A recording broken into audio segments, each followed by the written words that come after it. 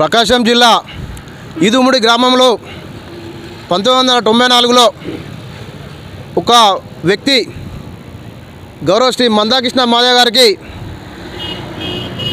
ఎస్సీలకు అన్యాయం జరుగుతుంది. విద్యా ఉద్యోగ అవకాశాలలో అనేక రకాలుగా నష్టపోతాను.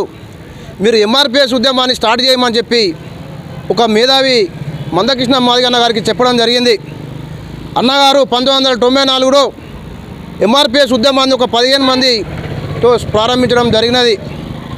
ప్రారంభించిన ఉద్యమం అనాది కాలంలోనే 2000 సంవత్సరంలో ఎస్సీ వర్గీకరణను సాధించుకోవడం జరిగింది.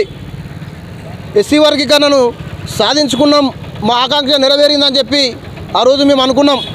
ఆ యొక్క ఎస్సీ వర్గీకరణ సాధించుకోవడం వల్ల స్వాతంత్రం వచ్చినప్పటి నుండి 2000 సంవత్సరం వరకు 80,000 ఉద్యోగాలు వస్తే కేవలం 2000 సంవత్సరం నుండి 2004 సంవత్సరం వరకు 60,000 ఉద్యోగాలు రావడం జరిగింది. వీటిని జీర్ణించుకోలేని మాలలు మనము దోచుకునేటోళ్ళము, దాచుకునేటోళ్ళము, అన్ని ఉద్యోగాలు మనమే కావాలి, మనకే కావాలి, మన పిల్లలకే కావాలి, అన్ని రిజర్వేషన్లు మనమే పొందాలనే ఉద్దేశంతో ఈ యొక్క ఎస్సీ వర్గీకరణ రాష్ట్రం కాదు చేసేది, దేశం చేయాలి. పార్లమెంట్లో కానీ సుప్రీంకోర్టులో కానీ బిల్లు ప్రవేశపెట్టాలి తప్ప ఈ యొక్క రాష్ట్రంలో చేయనిదికి లేదు అని చెప్పి సుప్రీంకోర్టులో స్టే చేసి ఆ యొక్క వర్గీకరణను నిలిపివేయడం జరిగింది. అప్పుడు మా యొక్క ఆకాంక్ష, మా యొక్క కలగానే మిగిలిపోయింది.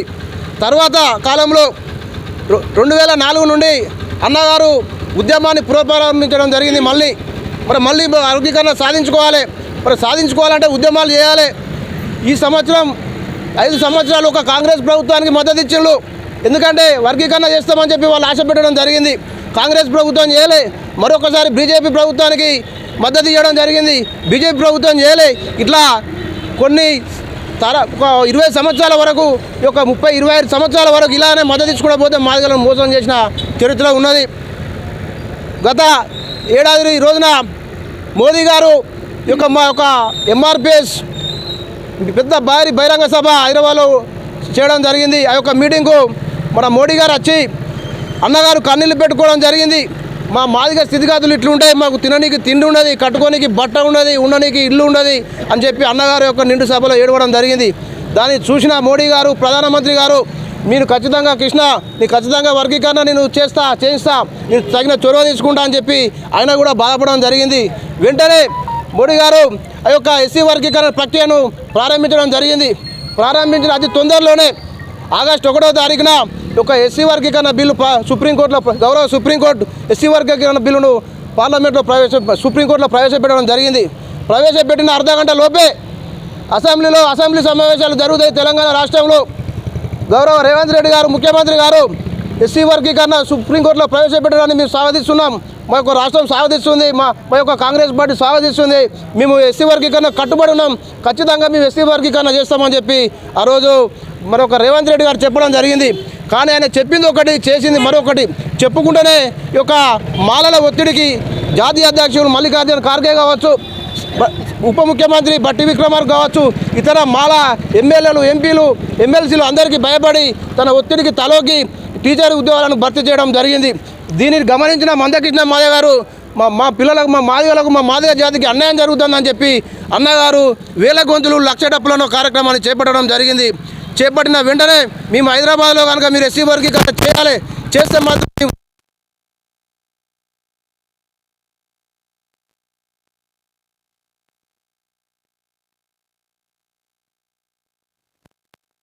దానిని గమనించిన కాంగ్రెస్ ప్రభుత్వం వెంటనే ఈ యొక్క ఎస్సీ వర్గీకరణ ప్రక్రియను వేగవంతం చేయడం జరిగింది.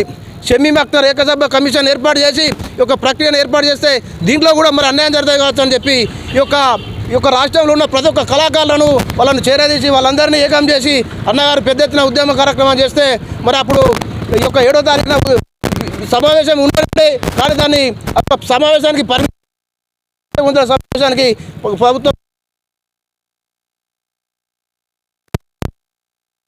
యొక్క తెలంగాణ రాష్ట్రం అన్యాయం జరుగుతుందని చెప్పి అన్నగారు ఒత్తిడి పెంచడం వల్ల మరి ఎస్సీ వర్గీకరణ చేపట్టు చేసి ఈరోజు తీర్మానం చేయడం జరిగింది.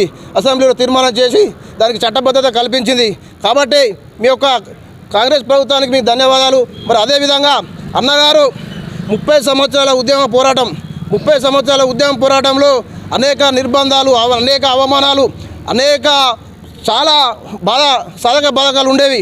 అన్నగారికి 2 సార్లు కాలు విరగడం జరిగింది. అయినా కూడా ఉద్యమాన్ని ఆపకుండా, అంతేకాకుండా వృద్ధులకు, విద్యార్థులకు, వికలాంగులకు వీరికి పెన్షన్ సాధించడం జరిగింది.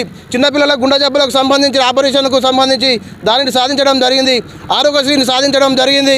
రేషన్ బియ్యం 4 కిలోలు సరిపోతలేవు, 6 కిలోలు కావాలని చెప్పి పోరాడితే దాన్ని కూడా సాధించడం జరిగింది. మరి ఒక రాష్ట్రంలో మరి ఒక మాదిగ జాతి గురించి అన్నగారు ఉద్యమం చేసినట్టే లేదు. మరి ఈ యొక్క ఎస్సీ వారికి మీ యొక్క మరి ఈ యొక్క వృద్ధుల వితంతుల పెన్షన్ల మాదిగలే ఉంటారు అంటే ఉండరు. అన్ని కులాలకు సంబంధించిన వాళ్ళు ఉంటారు. చిన్నపిల్లల గుండె జబ్బులకు సంబంధించి ఒక మాదిగలే ఉంటారు అంటే లేదు. మరి రేషన్ బియ్యానికి సంబంధించి అందరూ ఉంటారు అంటే లేదు.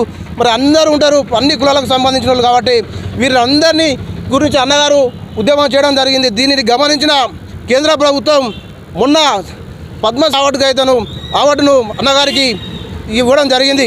కొందరు అనుకున్నారు ఒక బీజేపీ ప్రభుత్వం అన్నగారు అనుకూలంగా ఉన్నారు అందుకనే ఇచ్చినాను కానీ చెప్పడం జరిగింది. కానీ అది తప్పు. ఖచ్చితంగా అన్నగారు యొక్క రాష్ట్రంలో, దేశంలో చేసిన సేవలను గుర్తించి ఆ యొక్క పద్మశ్రీ అవార్డును ఇచ్చిందనే విషయాన్ని మర్చిపోవద్దని చెప్పి సందర్భంగా గుర్తు చేస్తూ, అన్నగారు యొక్క ఎంఆర్పిఎస్ ఉద్యమాన్ని ఏర్పాటు చేసి ఇన్ని సంవత్సరాల కాలంలో దేనికి తలొక్కకుండా ఎస్సీ వర్గీకరణ సాధించినందుకు అన్నగారికి మనస్ఫూర్తిగా ప్రత్యేకంగా ధన్యవాదాలు తెలియజేస్తూ ప్రాధాన్యవందనం చేస్తున్నాను. మన కృష్ణ వారి గారికి. గంగారం శ్రీనివాస్ మాదిగ, ఎంఎస్పీ జిల్లా అధికార ప్రతినిధి, హన్మకొండ జిల్లా.